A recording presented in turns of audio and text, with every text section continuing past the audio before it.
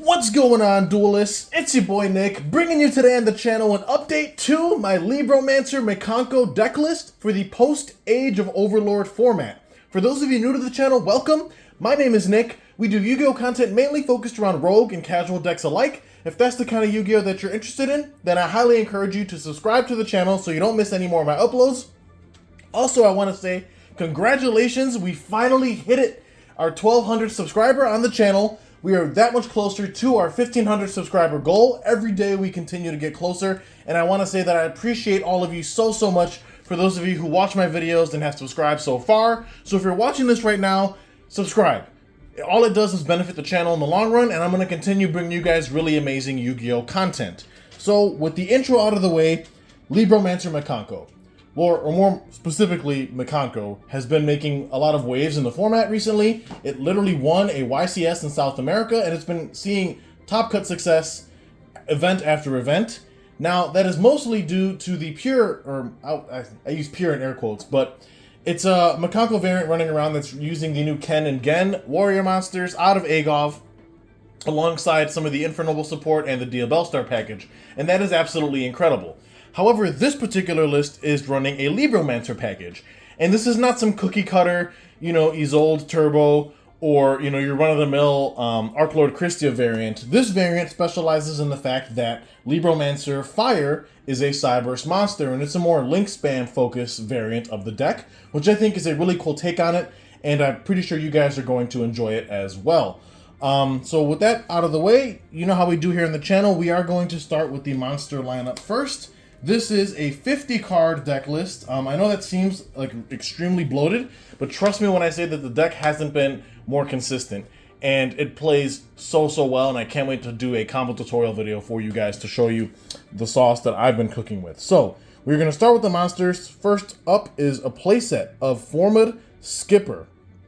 Now, I got inspiration from this card from the YCS London earlier this year that was running a Formid Skipper FTK of sorts, and it spawned using this card specifically to go down an insanely convoluted combo that basically won the opponent the duel on turn 0, which was pretty hilarious. I took inspiration from that particular combo, and I looked into it further and realized that Formid Skipper could actually be used in my Libromancer Mikanko deck list. This card is really incredible. It's a level 1 light Cyberse effect monster with 0 attack and 0 defense. Has 2 effects. The first effect is very unassuming. It states that during your main phase, you can reveal a link monster in your extra deck, and if you do, when you link summon this turn, you can treat this card as link material with the same name, type, and attribute as the revealed monster. Now, that doesn't seem very threatening to most. And then it has another effect where if this card is sent to the grave as link material, you can add a level 5 or higher Cyberse monster from the deck to your hand. That effect is also very strong. It's similar to the Cyberse gadget, which I was playing in the older version of the deck. This card sets you up extremely well. There's a huge combo that involves this card, and it's a combo that I will definitely be diving further into detail when I do bring you guys the combos and test hands for this particular list. But just know that moving forward, Formid Skipper is my normal summon of choice for this particular variant of the deck. He's an amazing starter for the theme, and the fact that he's able to also search you a level 5 or higher Cyberse monster when he's sent to the grave as link material is also a huge boost for the deck overall. Again, I don't want to dive into it too hard here. I'll talk more about what he's capable of in the combos and testings, but just know that Formid Skipper is absolutely cracked in this particular list, and that's why we max out on him at 3. Up next is going to be a playset of Libromancer Fire. Obviously, Fire is still the best Libromancer in my opinion. He's, you reveal a ritual in hand to special himself, and then when he's special summoned by any means, including by his own effect, he lets you search for a Libromancer monster from the deck to your hand. The fact that he's a Fire Cyberse type is also really cool. Part of the reason why this deck does what it does is because of his particular typing being Cyberse. There's a lot of cards that you can abuse in the Cyberse world that, allow you to extend really hard. So 2 copies of Fire. Up next is 2 copies of Libromancer Geek Boy. Just 2. We dumbed it down from the 3 of that he previously was, just for consistency reasons. Realistically, you just want to open with Fire, because then Fire can grab you Geek Boy anyway. And then Geek Boy can just grab you the field spell, and then the field spell searches you the ritual, and so on and so forth. So we're just running Geek Boy as a 2 of in this list. He is still an amazing card, but not so amazing that you need to max out on him, in my opinion. Like I said, I've done a lot of testing with this list, and I found that Geek Boy as a 2 of has been working out really, really well for me, so we're just playing him at 2. Obviously, you reveal a ritual in hand to special himself, and then when he's special by any means, he searches you a Libromancer spell. All the Libromancer monsters have the same summoning condition where you just reveal a ritual in hand, any ritual, and then special themselves, which makes them very good extenders. And then up next, we have 1 copy of Libromancer Agent. Agent is neither a starter or extender. He's more of a follow-up card, especially if the duel turns into a grind. He's more of a recovery card as well, allowing you to target a Libromancer card in your graveyard and add it back to your hand. If it's a monster, you keep it. If it's a spell trap you added, then you have to take a card from your hand and put it on the bottom of the deck, which could be the spell trap you just added back. Because again, remember, you can set the traps out of the deck with Doombroker anyway. So just 1 copy of Agent is all you need. So that wraps up the Libromancer monsters. Now we're going to dive into the Mikanko monsters, specifically, of which we're playing 2 copies of Hare and 1 copy of Huli. Updated ratios for the deck post Agov. Hare is amazing.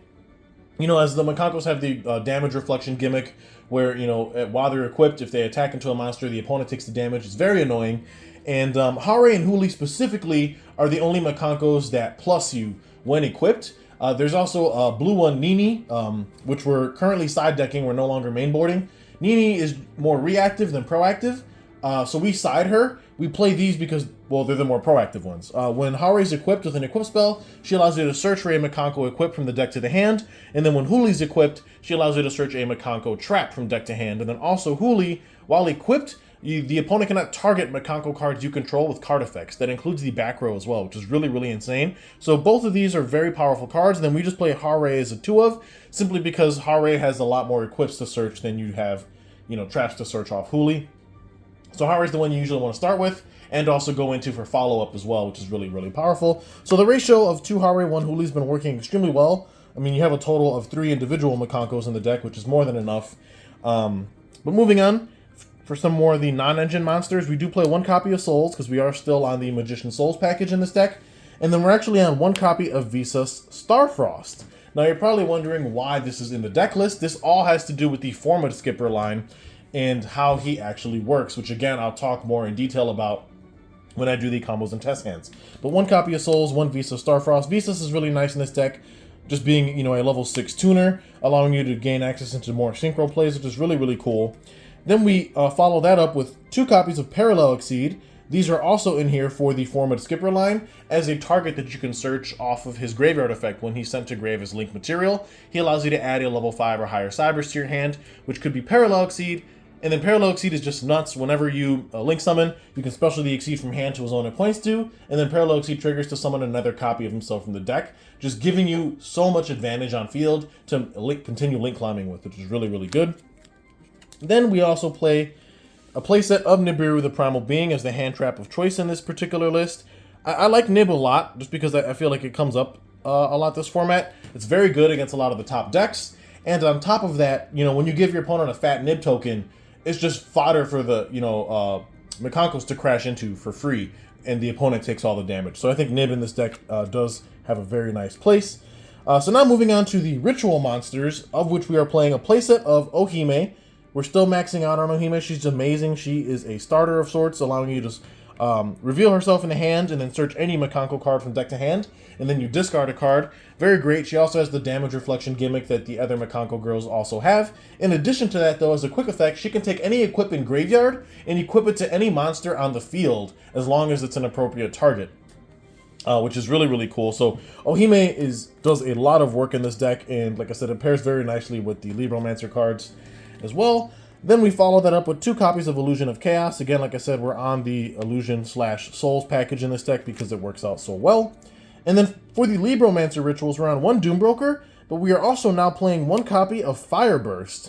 One that we haven't been playing for quite a bit now, but because we run Format Skipper specifically, when we link the Format Skipper off, he again allows us to search for a level 5 or higher Cyberse. Well, Fireburst happens to be a level 7 Cyberse ritual monster, which we can search off of our Format Skipper when we link it away, giving us a way to immediately search for a ritual to our hand which is something that we didn't have the ability to do before with some of our other normal summons, like I'm thinking Cyberse Gadget and the sort. But overall, two very good Libromancer rituals. Obviously, Doombroker's, in my opinion, is the better one that you want to make when going first, because he allows you to set their trap card intervention from deck, which is like their Omni Negate. But Fireburst is really powerful as well, basically doing double damage when he inflicts damage to the opponent, and has the potential to attack twice, which is crazy. Then to round out the last ritual, and also the last monster we play, is the one copy of Cyber Sage. We are still playing this package from the previous list, or previous version of the list. Cyber Sage is just nuts. You know, you are able to gain access to her through the Cyber Switch line, of which we play in the extra deck. Again, we can go into more detail of how that all works when I do the combos and test hands, but we are still playing the one Cyber Switch. So that rounds out the monsters for this 50 card list. Now we're going to dive into the spells, of which we are playing two copies of Libromancer First Appearance. This is their field spell. On activation, allows you to add a Libromancer monster from the deck to your hand with a different name than the cards you control. And then during your main phase, it actually allows you to ritual summon a Libromancer ritual monster from your hand by attributing monsters from your hand or field whose levels equal or exceed its level. So basically, it's a field spell that allows you to ritual summon on a non-once per turn effect. The activation's once per turn, but the actual spell effect to ritual summon is not, which is really cool. Then we move on, we play one copy of Origin Story.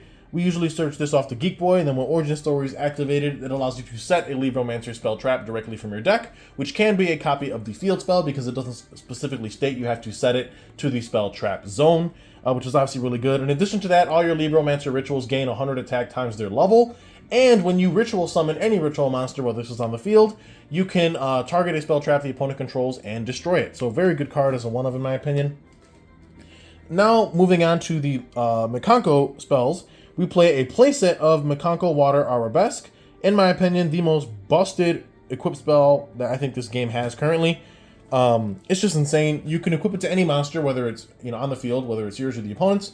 The equipped monster cannot be destroyed by card effects, but then it has an effect where you can special summon a Mikanko monster from your hand or deck with a different original name than the equipped monster, and if you do, equip it with this card, and then return the monster this card was previously equipped to the hand. So it's basically an E-Telly combined with like a compulsory evacuation device of sorts. Like it bounces the previously equipped monster while also specialing a Mikanko from hand or deck with a different name than the monster that was equipped. And then the Arabesque then becomes equipped to the Mikanko you summon, which in the case of Huli and Hare, triggers both of their search effects, which is really, really powerful. So we max out on Arabesque. It's an amazing card to have whether you're going first or second.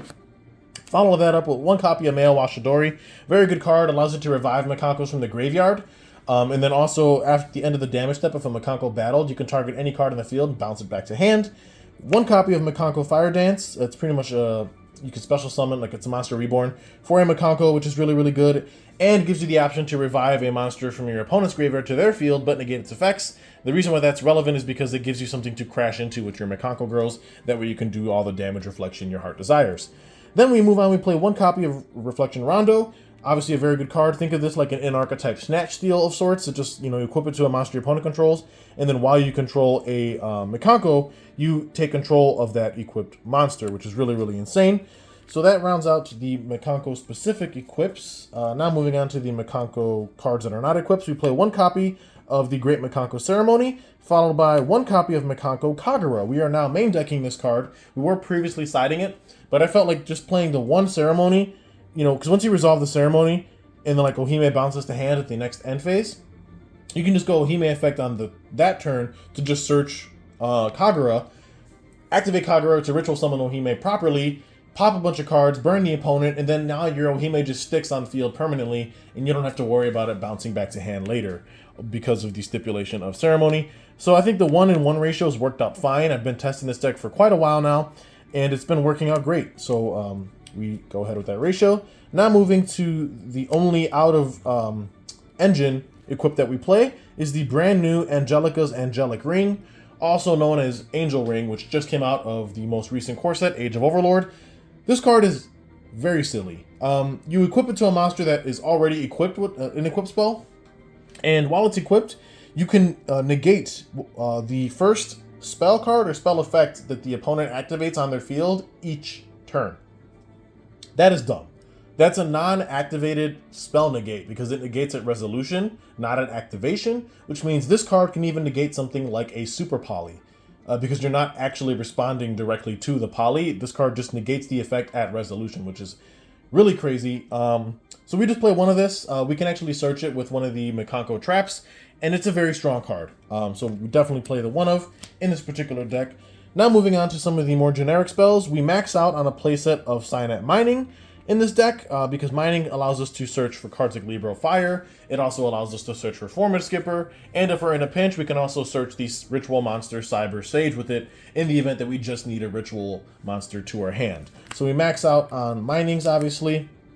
Then we play 2 copies of Preparation of Rites, down from 3 that it previously was, only because I feel like 3 just, after a while, like, there's things that you just don't need to worry about searching. Like, the only things you're usually grabbing off of this are usually Ohime's or the Illusion of Chaos. Outside of that, you don't really need to worry about any other rituals because the deck just tends to search itself once you get the ball rolling. So I felt that cutting it down from a 3 of, to a 2 of allowed us to make space for some of the newer stuff that we're playing. And I think that it's perfectly fine as a 2 of, in my opinion. So I don't really miss the 3rd copy. Then up next, you play 1 copy of Primitive Planet Reichphobia. This is a field spell that on activation allows us to search for the Visa Starfrost that we're playing. This we're playing because this has to do again with the Formative Skipper line, of which we'll get more in depth when we get to the extra deck with, and we'll get even further in depth when I do the combos and test hands video. But 1 copy of Reichphobia just to search out our copy of Starfrost. And then we play 1 Cyanite Ritual, which we search off of the Cyberse Witch line, followed by 1 Called by the Grave to round out the spells. Now for the traps, again, this is a 50-card main deck. We play 1 copy of Intervention. This is their Libromancer Omni-Negate trap that also special summons a Libro from the hand or graveyard at resolution, which is really crazy. And then we play 1 copy of Mikanko Rivalry, followed by 1 Mikanko Spirit Walk to round out the traps in the deck list. Rivalry allows us to, if we control a Mikanko, target a face-up monster on the field and equip it with an equip spell from our deck that we can equip to it. And then Spirit Walk targets a opponent's monster and equips it to a Mikanko we control as an equip spell, and then we can also burn the opponent equal to the number of equips we have, as long as we control a ritual when this card resolves, which is really cool. So that rounds out the 50-card main deck, obviously. Very streamlined list. I know it doesn't seem like it because we're playing so many different things, but trust me when I say this deck is absolutely insane and also very consistent. Now we're moving on to the extra deck, of which we play 1 copy of Cyberse Deceive Worm. We get into this through our Cyber Sage line. We actually hard make this card. We don't just dump it to grave. We literally fusion into this with the help of Cyber Sage's effect. And then we can make a synchro play using Cyber Sage, and this because Cyber Sage is a tuner, and this is a non-tuner, obviously. And then when this card is in the graveyard, it's a spell trap negate while we control a Link 4 or higher Cyberse Link monster. Moving on, we do play 1 Power Tool Dragon. We can actually get into this as well off the Cyber Sage line. And Power Tool Dragon allows us to search for equips, which is how we can get into our Mikanko engine if we didn't already have it going. And then we also play 1 copy of Baron de Fleur, something that we can get into now, not only using our Cyber Sage line, but also we can get into with the help of Visa Starfrost that we are also now playing in this deck. Moving on to our links, we play 1 Scareclaw Lightheart. This is usually what we're revealing off of the effect of our Formative Skipper, and that's why Formative Skipper in this deck is so insane, because once we reveal this, and then we link off the Formative Skipper for this card, because Formative Skipper's name, type, and attribute become this card's, it's a valid target to be able to use this link material for the Lightheart. And then we trigger the Lightheart effect on summon to search a Reichphobia, as well as the Formative Skipper Engrave to search for a level 5 or higher Cyberse. We can chain block them in any way we see fit, and then we're off to the races at that point. And it runs down a whole crazy combo line, which I will be happy to show you guys when I do the combos and test hand video. We are still on the 1 Linkaribo, followed by the 1 Link Link Decoder, excuse me. And then we are playing the Cyberse Witch as well. She still made the cut in this deck. She's extremely powerful, and it just allows you to put so much pressure on the opponent, especially when she resolves. It's really, really insane. We round that out with 1 IP Masquerena, followed by the 1 Security Dragon we were playing previously. But brand new to the extra deck is our copy of SP Little Knight. I am sorry for you budget players. SP Little Knight goes so hard in this deck, it's not even funny. There really isn't a substitute for it. I mean, if you can't afford it, then, I'm sorry to say this isn't really a budget deck list, but Little Knight is, you know, if you're playing Yu-Gi-Oh competitively, you need to have a Little Knight. It sucks to say that, but it's just how it is. The card is too broken to not play, in my personal opinion. So we play the one Little Knight in this particular list, followed by the one Dynamondo. Dynamondo is, we're still choosing to run it, but it is a flex.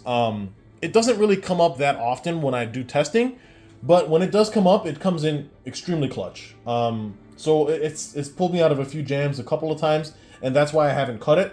But it is very situational, and there are a lot of games where you just don't go into this, so it often feels like just a dead slot. If you don't want to play Dynamondo, you don't need to. You can sub this for any other extra deck monster you want to play. But I'm choosing to run this for the time being until I find something that I'm more happy with. We are playing the Deco Talker Heat Soul as well, followed by the one Appaloosa Bow of the Goddess, followed by our Axis Code Talker, and then to round out the extra deck is the one Firewall Dragon Singularity. Again, this is a link-focused variant of the deck, so we are able to, you know, just link climb into these insane threats. All these cards do incredible things in their own right. And that rounds out the deck. Before we wrap things up, though, I will show you guys my side deck for this. Again, the side deck's honestly up to personal preference. Build it to how, you know, you're liking, but this is what I'm choosing to run for my side. We are playing a playset of Ghost Mourner and Moonlit Chill. As a very nice hand trap you can side into to help slow your opponent down. But in addition, you know, when you target a monster with the Mourner, and the opponent, you know, it leaves the field, the opponent takes damage equal to that monster's attack, which just makes it a lot easier for your Mikanko ladies to deal the, you know, a deathly blow to your opponent with their damage reflection gimmick. So we play a playset of Mourner. Then we're on one Nini. Again, we do side the Nini, the blue Mikanko girl. You know, for matches where we feel like we need the extra Mikanko, we'll side this in, and that gives us a, you know, additional name to special off cards like Arabesque and whatnot, and just another Mikanko in general to be able to play with. We are also sideboarding one Arahime, the Manifested Mikanko. Now this card, it divides a lot of the Mikanko community from what I understand. A lot of people think that this card isn't great. I think this card does have some niche uses, and that's why I choose to just side it as a one-of. I mean, worst case scenario, it's just a ritual to reveal to jumpstart your Libromancer plays, so you really can't complain about it all that much, but she does have a very unique effect, although it does not come up that often, but we do play one on the side. To round out the side, we are on 2 copies of Jisakiru, the Star Destroying Kaiju. Again, we just kaiju our opponent with the biggest thing we have, and then our Mikanko girls can crash into it. Now onto the spells we side is a playset of Salesban. Salesban, in my opinion, is really underutilized. Just being able to declare any card name and then prevent your opponent from using a card with that name during the turn is very powerful, especially if you're going second and, like, you know, you already know what's on their board. You can just call, like, whatever they have, like Cash Tira Fenrir, for example. And now for the duration of this turn, they're not able to use the effect of Cash Tira Fenrir, which is really, really powerful. So I think Salesman still has a place in the side, in my opinion. We also play 2 copies of Lightning Storm, followed by 2 copies of Hey Trunade for our back row matchup. And then to round out the last card on the side is 1 Axe of Fools, just a generic equip that we can side into, and it functions like, you know, infinite impermanence of sorts by negating the monster it's equipped to and buffing it by 1,000 attack, making it bigger for our Mikanko girls to crash into, thus dealing more damage to our opponent. So that rounds out the side deck. Again, this is a 50 card main deck Libromancer Mikanko list. Hopefully you guys enjoyed the spice. I cannot wait to show you guys how this deck combos off, especially with the Formative Skipper now effectively functioning as our brand new normal summon for the theme. Gone are the days of the Cyberse Gadget line and the Apple Dragon, aka Ringo Worm. Those cards were cool and they helped you make Herald, but I just felt that it wasn't all that much consistent.